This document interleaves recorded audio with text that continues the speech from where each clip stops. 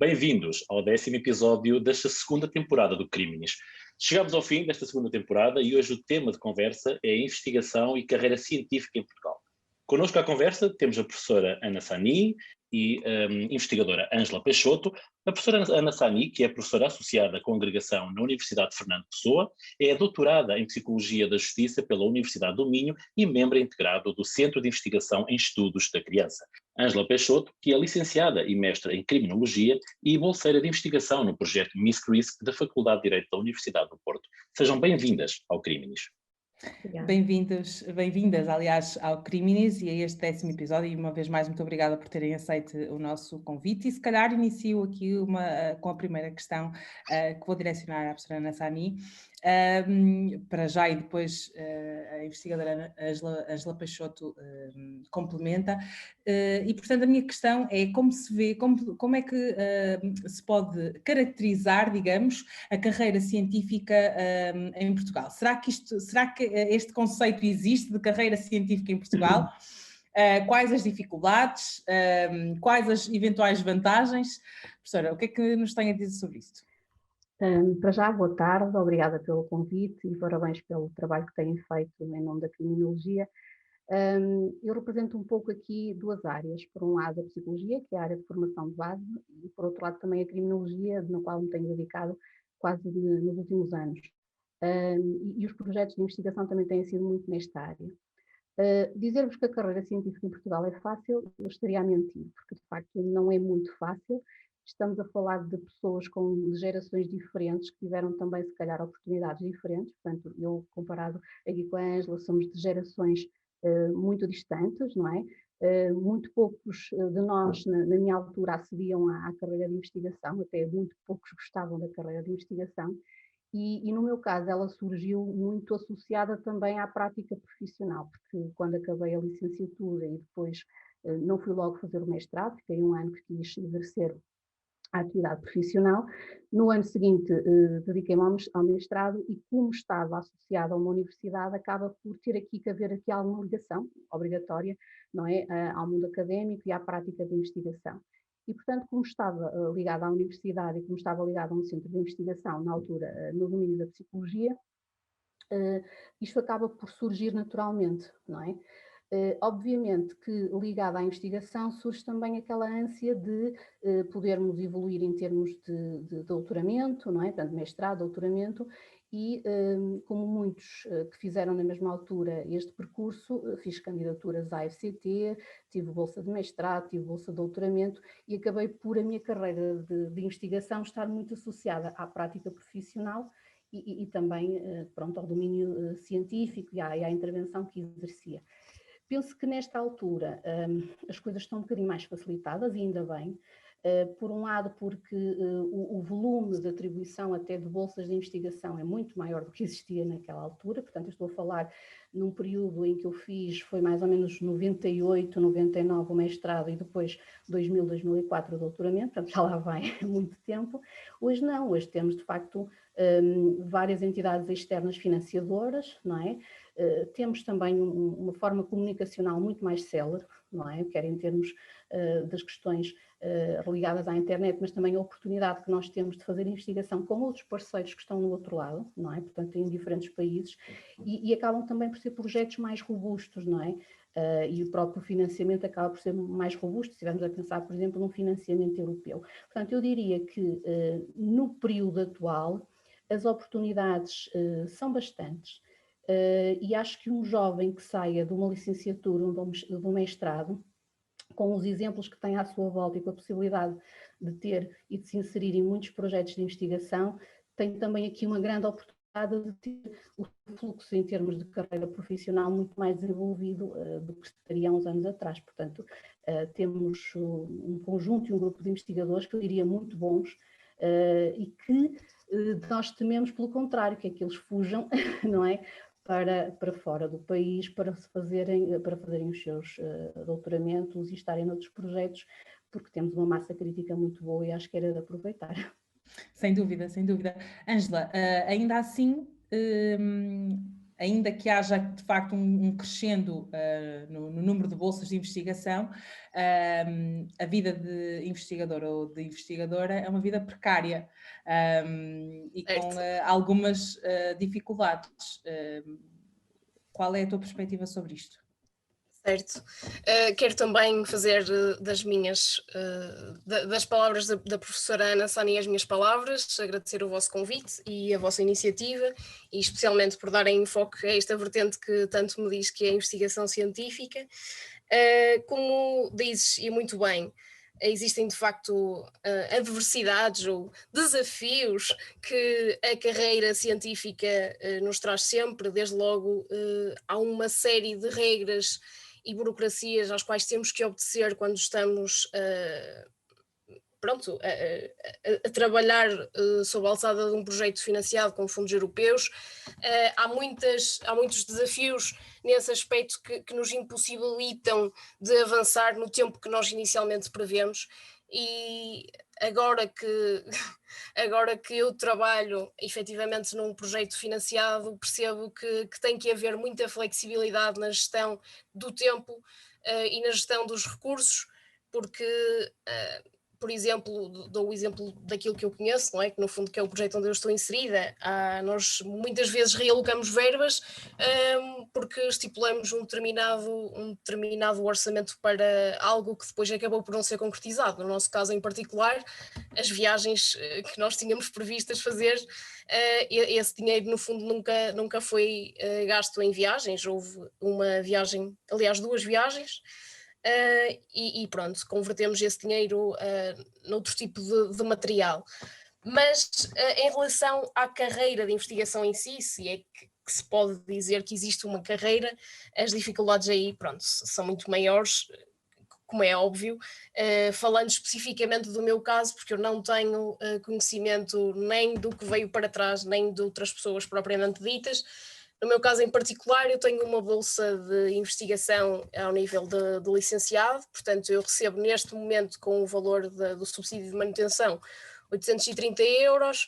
Para viver no centro do Porto já se torna um bocadinho complicado, acrescentando viagens a isto, despesas de alimentação, torna-se bastante complicado nós conseguirmos gerir tudo isto.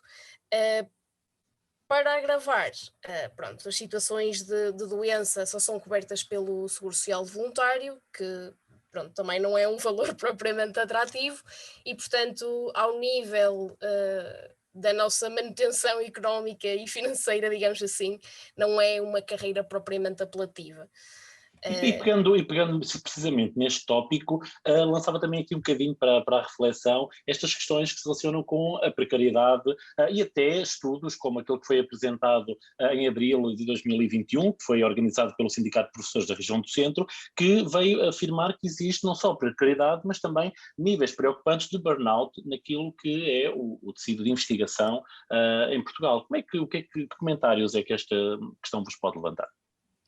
Eu posso, de alguma forma, relacionar isso também com a simultaneidade de coisas que nós temos por fazer.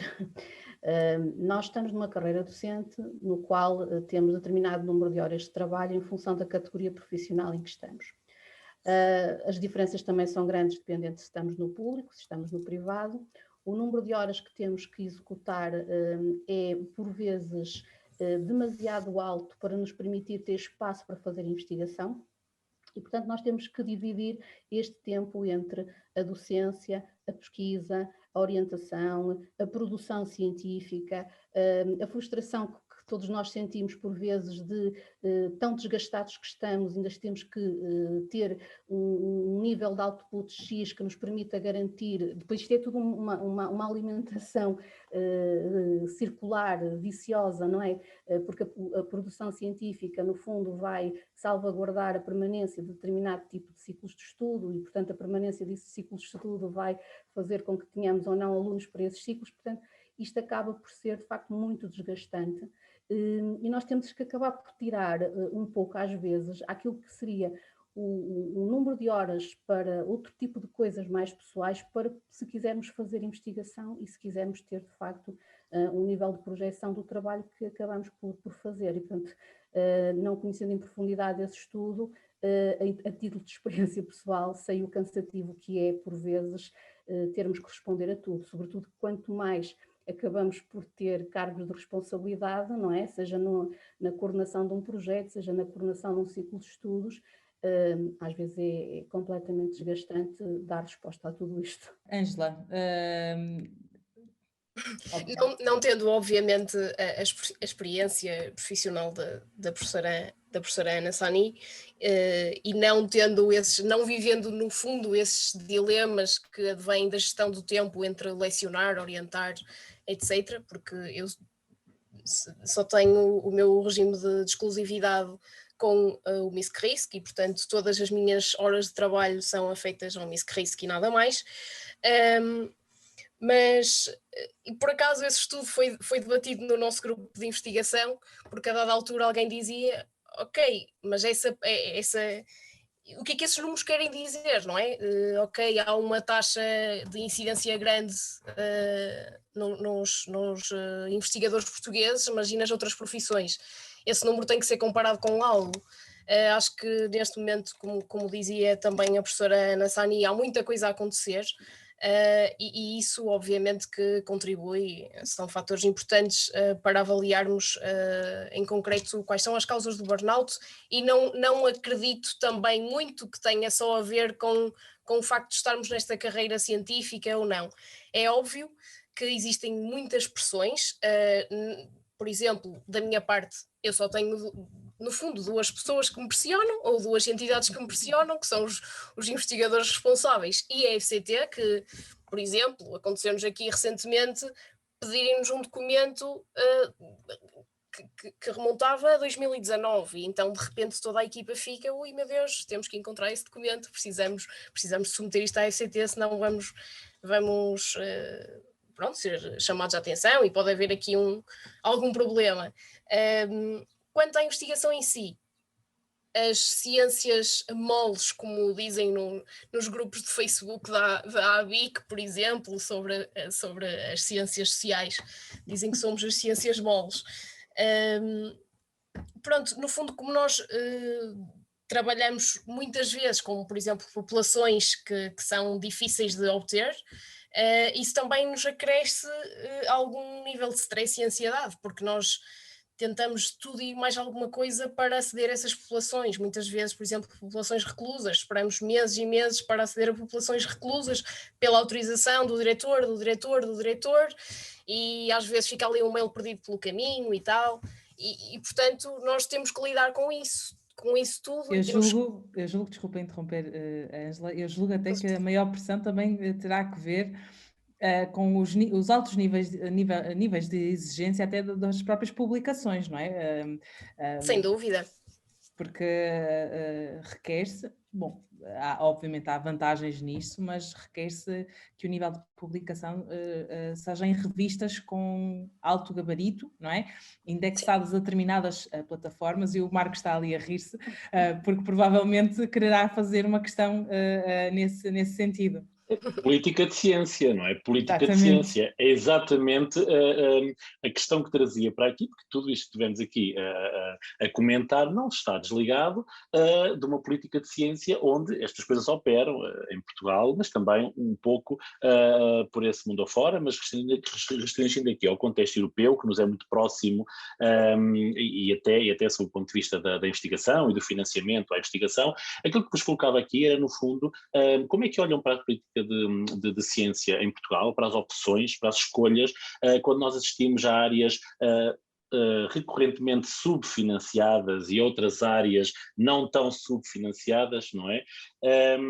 Isto tem a ver só com uma questão política, de orientação? Há aqui outros caminhos? Como é que olham para esta questão da política de ciência? De forma muito questionável, como é óbvio, não é? E não são só questões de política, são também questões económicas, são questões muito também de projeção, e nós não podemos comparar quando as coisas não são comparáveis. Quer dizer, eu tenho, felizmente, a experiência de trabalho em pública, numa pública, tenho experiência de trabalho numa privada, continuo ligado a um centro de investigação que é numa pública, trabalho há mais de 20 anos numa privada, e sei perfeitamente distinguir, não é, os esforços que têm que ser feitos num e noutro sítio para atingirmos o mesmo patamar, são diferentes. Mas as exigências que nos colocam, não é? Essas já são medidas pelas mesmas variáveis ou pelas mesma categoria, o que não é comparável, não é? Eu não posso comparar uma carga, sei lá, letiva de um professor numa universidade pública com uma carga letiva de um professor de uma universidade privada. E, portanto, onde é que eu vou buscar horas para poder fazer a mesma investigação, submeter às mesmas revistas, porque depois somos todos pares, não é? Estamos todos nas mesmas ciências, duras ou moles, mas é naquele grupo que nós queremos ver o nosso trabalho reconhecido, mas os parâmetros são iguais para todos, mas as condições que nos dão, isto aqui quase à luz de Merton, não é? As condições que nos dão para nós acedermos a esse sucesso e de facto vingarmos nessa investigação podem não ser perfeitamente as mesmas. E portanto há sempre, e depois e mesmo em termos de construção da relação interna, não é? Dentro de cada instituição, isto acaba por mexer, porque há tipo uma sensação de termos que trabalhar arduamente para de facto manter as coisas, mas nem sempre, e a Ângela aqui diz muito bem, há outras variáveis em ter em consideração, não é? Há uns que de facto têm uma vida toda orientada para uma carreira científica e só se dedicam àquilo, há outros que não podem fazê-lo, têm a sua vida pessoal e a sua vida profissional e têm que saber gerir isto, mas a medida é a mesma, não pode, temos que ter aqui critérios de ponderação diferentes, mas vamos ver. E até pegando nisso, professora, em que medida é que o confinamento teve impacto do ponto de vista talvez negativo para o desenvolvimento da própria investigação? Porque há aqui uma conjugação de diversos fatores, designadamente o equilíbrio entre o nosso papel profissional e o nosso papel familiar. Exato, não, mas teve muito.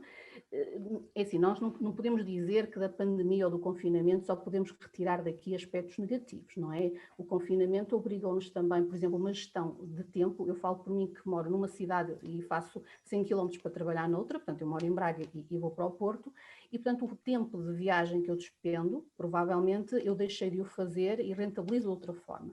Mas estando em casa, eu estou com a família, tenho as minhas filhas confinadas, a ter também que fazer esta gestão e este trabalho escolar, pronto, a par de todas as outras questões profissionais, e portanto não é propriamente a mesma coisa. Depois, em termos de investigação propriamente dita, e eu falo pela experiência que nós tivemos no projeto, só não foi pior, porque de facto nós tivemos a recolha de dados feita até janeiro, fevereiro de 2020 e portanto o que aconteceu é que nós paramos ali a recolha de dados e com o que foi possível fazer-se, nós demos continuidade à investigação, mas obviamente à distância, não havia reuniões presenciais, as discussões, no início ainda não estávamos todos familiarizados ainda com a utilização diária, não é, intensiva do Zoom e de outras salas virtuais, e portanto acabamos um pouco mais individualmente por ir levando a cabo o projeto. Mas se tivesse acontecido um pouco antes, nós provavelmente não teríamos como recolher a amostra, porque as nossas amostras eram recolhidas no terreno, portanto é um projeto comunitário, tem que ser recolhido no contacto com os cidadãos, é uma observação de espaços, portanto tínhamos que fazer isto na rua e não podíamos estar na rua, não é? E mesmo todas as metodologias que eram usadas tiveram que ser adaptadas, sobretudo em alguns projetos que avançaram depois, para metodologias de interação à distância, não é? Sim, sim. Isto afeta completamente a investigação, não é? Completamente, tanto é, posso também falar por experiência própria e julgo que ali com o Marco também, e não sei, também já darei a palavra à Ângela para perceber se houve de facto impacto no projeto em que trabalha, mas os nossos projetos de doutoramento, parte do nosso trabalho de doutoramento teve que ser readaptado. Aliás, eu julgo que o Marco tinha uma bolsa mista, não é? E, portanto, o trabalho era deixou de no ser. Brasil, deixou de ser mista. porque o trabalho... Passou a ser nacional. Exatamente, era desenvolvido no Brasil e, portanto, houve aqui um conjunto de coisas que ficaram, tiveram que cair por terra, e no meu caso eu tive que adaptar a minha investigação exatamente às condicionantes, até porque eu ia entrar nos estabelecimentos prisionais, e obviamente em momento algum eu conseguiria fazê-lo, das duas uma, ou atrasava isto 1 ou 2 anos, ou então era impossível entrar e recolher amostra suficiente. Ângela. Sim, no Misc Race que foram momentos dramáticos, porque nós tínhamos começado as nossas recolhas precisamente em dezembro, fizemos a primeira recolha em Amsterdão em dezembro de 2020 e, portanto, entretanto meteu-se o Natal, entretanto a passagem de ano e tal, as férias letivas no fundo, e quando vamos retomar ali meados de janeiro, ok, ainda fizemos, salvo erro, mais 3 entrevistas até fevereiro e depois, pronto, quando se meteu março, toda a gente a pedir... Mas falamos então em dezembro de 2019? Sim, desculpa, 2019. Ok. Só para concretizar, sim. Dezembro de 2019, sim. E pronto, e aí foi dramático porque de repente a nossa amostra, que eram investidores e empreendedores nesta primeira fase do projeto, para nós recolhermos essas pessoas que estavam a ver o seu dinheiro arder e as suas empresas arder e a ir ao charco, foram momentos muito sufocantes e momentos em que, claro, aqui o nosso burnout, meu e da minha colega, a doutora Tânia Gouveia, que é investigadora doutorada do projeto, os nossos níveis de stress e burnout estavam sky high, porque nós tínhamos que justificar o porquê de não conseguirmos a nossa amostra e nós termos delineado que tínhamos que recolher 50 pessoas e de repente quase nem 15 pessoas tínhamos para disponíveis, com disponibilidade mental e disponibilidade até, pronto, física, para nos dar entrevistas e para perder ali 45 minutos, foram momentos complicados, como de resto acredito que tenha sido para toda a gente, quer seja da área das ciências sociais ou não, porque houve imensos impedimentos. Sim, o impacto foi de facto grande. E sobre, mudando agora um pouco o foco, perguntar-vos-ia, aliás, sobre a importância, quão importante consideram ser o trabalho em rede e as redes de investigação para o sucesso das candidaturas a projetos de investigação, exatamente para se obter, obviamente, o sucesso nestas candidaturas. Sejam eles projetos nacionais, sejam eles projetos mais europeus e internacionais também, cada vez mais uma das variáveis critério para a seleção tem a ver com a interdisciplinaridade dos projetos. E eu acho que isto só torna um projeto não só mais execuível, não é, como muito mais aliciante, porque nós podemos fazer aqui estudos comparativos, não é, com outras realidades que, dependendo das variáveis que nós queiramos analisar, nos permite perceber e compreender melhor o fenómeno que nós estamos a estudar. Depois é tudo menos difícil, eu não vou dizer que é mais fácil, é menos difícil quando nós estamos numa equipa com várias pessoas. Há coisas que não são possíveis serem realizadas se de facto não formos vários e se não formos de diferentes áreas disciplinares. Eu posso dar o exemplo do projeto Lucrime como um exemplo claro de 10 investigadores, uns vindos da sociologia, outros da psicologia, outros da literatura, outros das áreas até mais das ciências naturais, chamemos-lhe assim, e que olham para o mesmo fenómeno criminal, não é? Porque o Lucrime está centrado nas questões da criminologia, com lentes diferentes.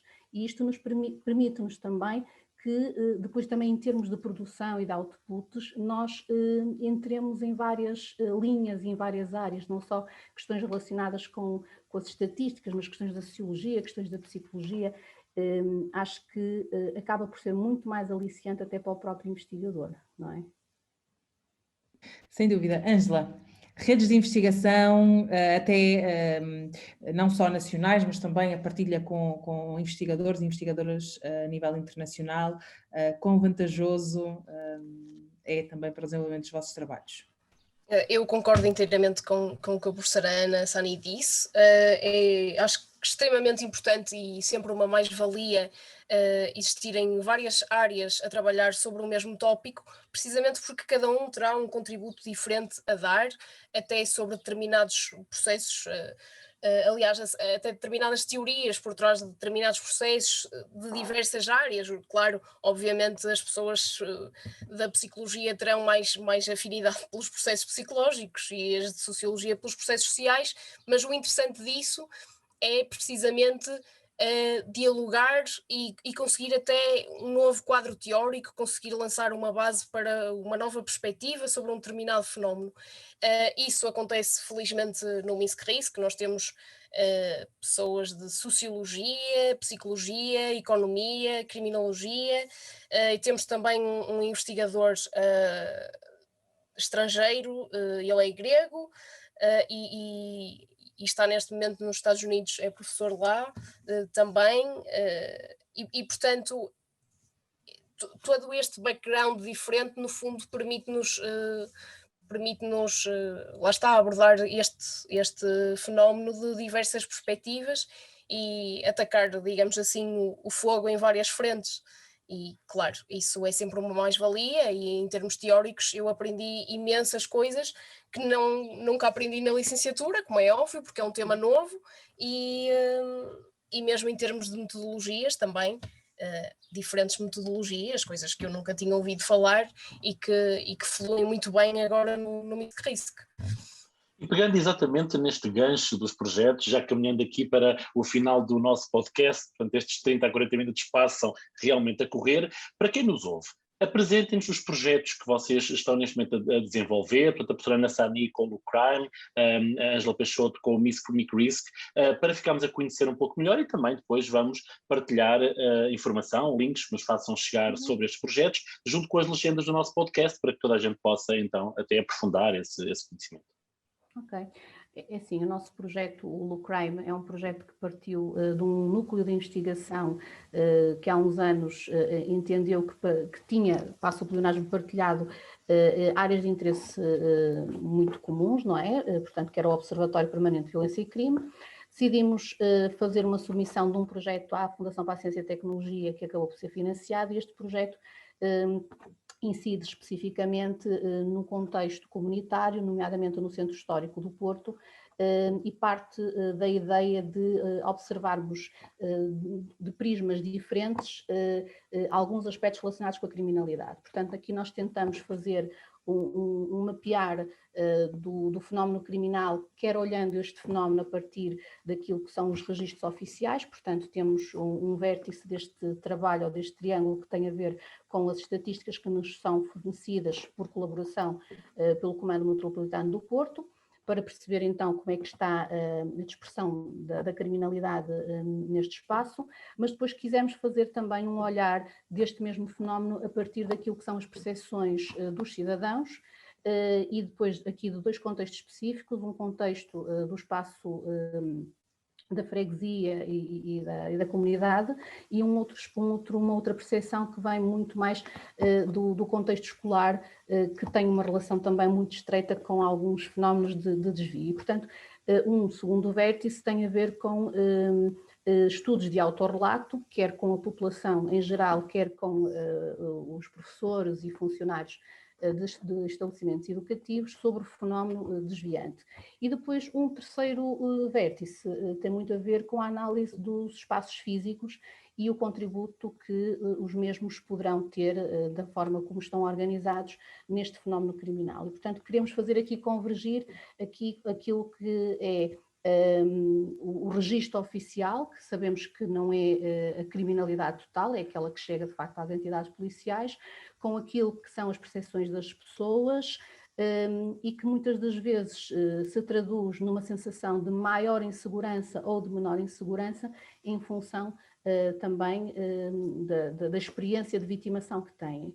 E depois também as questões dos espaços físicos que também poderão condicionar essa mesma percepção de segurança ou de insegurança e, portanto, fazer aqui uma análise do fenómeno criminal tendo também aqui, como eu disse há pouco, uma equipa de investigação que faz uma leitura a diferentes níveis, não é? Portanto, ao nível da criminologia, ao nível da psicologia, ao nível da sociologia, de forma a termos aqui uma possibilidade de um mapeamento e de um contributo também em termos de matéria preventiva. Portanto, a nossa ideia agora e o nosso projeto iria terminar em setembro agora de 2021, mas dados estes condicionalismos sanitários, pedimos uma extensão de mais 3 meses, portanto vai terminar no dia 31 de dezembro, mas a nossa proposta é que no fecho deste projeto seja feito um levantamento substancial de conclusões que nos permitam também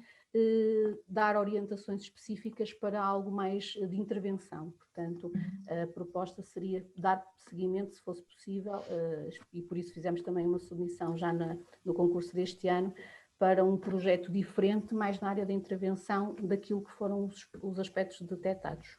E se calhar aproveito aqui para dar conta, para quem nos ouve e ainda não teve a oportunidade de ver, que nos dias 27 e 28 de outubro deste ano vai decorrer o 4º Congresso Internacional do Observatório, portanto, ajude-me, professora, Observatório Permanente de Violência e Crime, exatamente, em que serão apresentados, julgo, mas corrijam-me por favor se estiver errada, os dados, os resultados do projeto de investigação do crime, exatamente, correto? É o congresso de fecho do projeto e tencionamos nessa altura fazer a apresentação desses resultados e de alguns outputs que entretanto formos produzindo.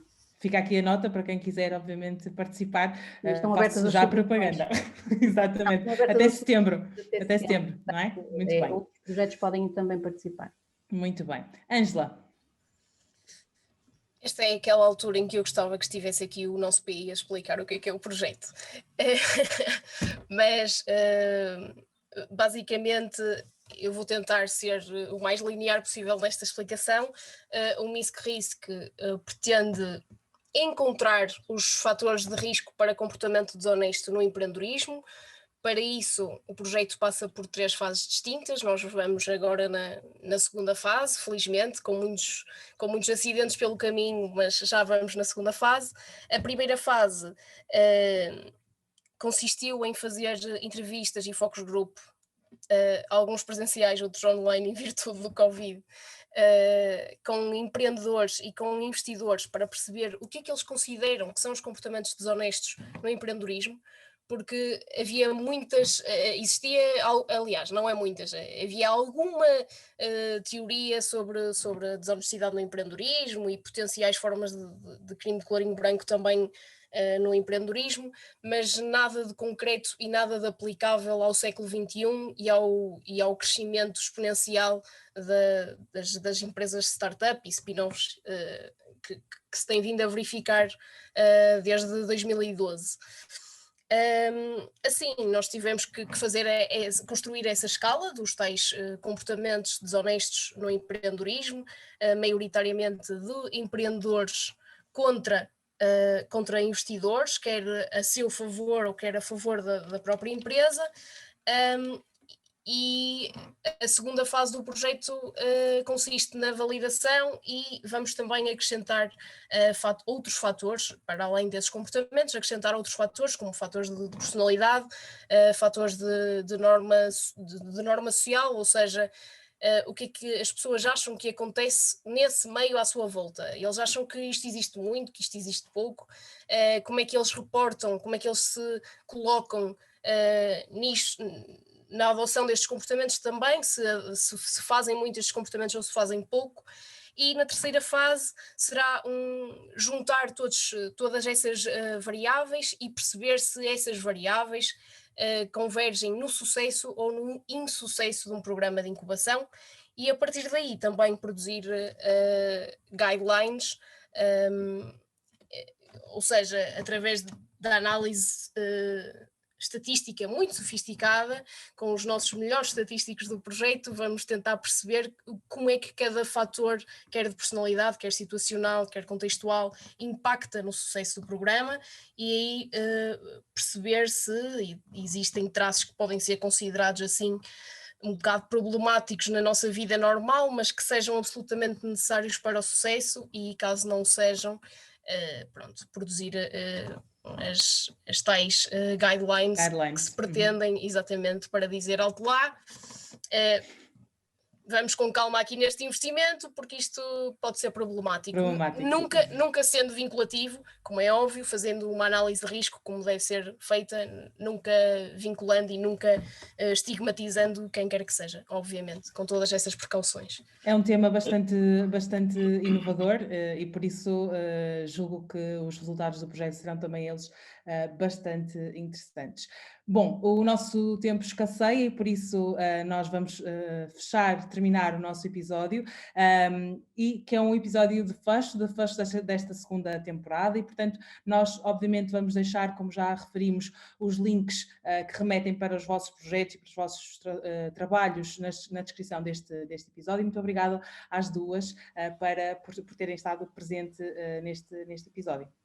Muito obrigada, foi um gosto poder partilhar também as minhas experiências com vocês.